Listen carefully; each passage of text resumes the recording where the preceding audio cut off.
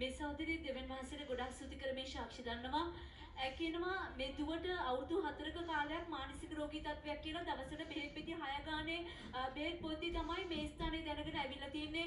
ඉතින් ඒ සහෝදරිය කිව්වා දුවට යක්ෂාත්මයක් තියෙනවා කියලා අපි දැනගත්තේ නෑ. මේ ස්ථානට ඇවිල්ලා යාඥා කරනකොට එයා දඟලනකොට තමයි දැනගත්තේ යාට යක්ෂාත්මයක් තියෙනවා කියලා. ඉතින් ආපු මුල් දවස්වල ඒ යක්ෂාත්මය නිසා රැට නිදිය ගන්නෙ නෑ. ඒ සහෝදරියගේ බෙල්ල මිරිකන්න යනව නිසා අත් දෙකයි කකුල් දෙකයි ගැට ගහලා තමයි ඒ දුවව රැට නිදි කරවන්නේ කියලා කිව්වා. ඒ නිසා අපි ගොඩාක් පීඩා වින්දා. අවුරුදු ගණනාවක්ම මේ නිසා අපි පීඩා වින්දා කියලා කිව්වා. නමුත් මේ වෙනකොට ඒ සහෝදරිය කියනවා දුවගේ 25 වෙනි උපන්දිනේ මේ 6 වෙනිදා ලැබුවා.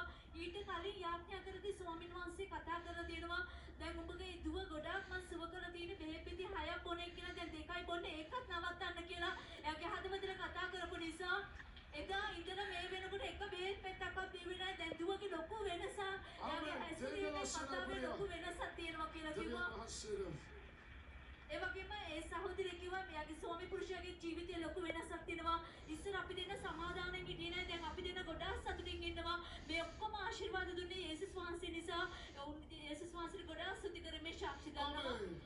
ඒ වගේම ඒ සහෝදරිය කිව්වා යා රැකියා කරන ස්ථානයේ අක්කා කෙනෙක්ට වකුගඩු රෝගය හැදිලා අසාධ්‍ය තත්ත්වෙ මැරෙන්න ඔන්න මෙන්න තිබියදී මෙයාත් බලද්දි ගොඩාක් දුක හිතිලා කිව්වලු නෑ යේසුස් වහන්සේ එයාට මැරෙන්න දෙන්නේ නෑ කියලා. එයාගේ බෑග් එකේ තිබුණ යාඥා කරපු ලේන්සුවයි තෙලුයි දුන්නාට පස්සේ ඒගොල්ලෝ ඒ අක්කගේ හිසේ ආලේප කරලා ලේන්සුව ළඟට දුන්නාට පස්සේ වෛද්‍යරු පවා පුදුම වෙලා මේ වෙනකොට හොඳ වෙලා ටිකට් කපලා නිවසට යන්න තරම් උන්වහන්සේගේ කරුණාව ලැබුණ නිසා යේසුස් ස්තුති කරමින් සාක්ෂි දන්නවා.